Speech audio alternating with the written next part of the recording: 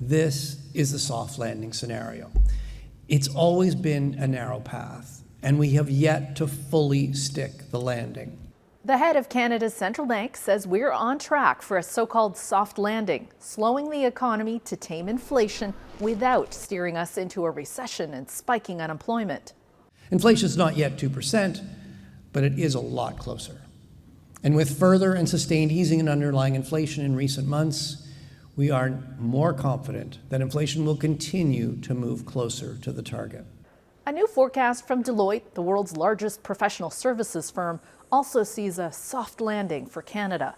The economy narrowly dodged a technical recession in the last half of 2023 and is showing strength this year, enough to warrant a couple of rate cuts. Deloitte forecasts that the central bank's benchmark interest rate will end the year at 4.25%, with more cuts next year to bring it to 2.75% by the end of 2025. Now, that will bring financial relief for many households and businesses managing variable rate debt payments.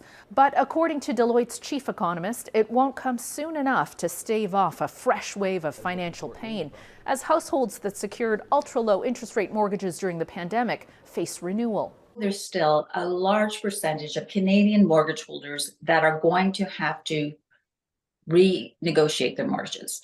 And these are the people who really benefited significantly from the rate reductions.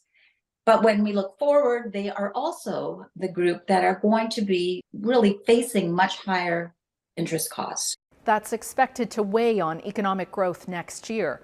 Deloitte also warns there are pain points on the horizon. Weak business investment and Canada's productivity problem pose risks to Canada's long-term economic resilience. Anne Gaviola, Global News, Toronto.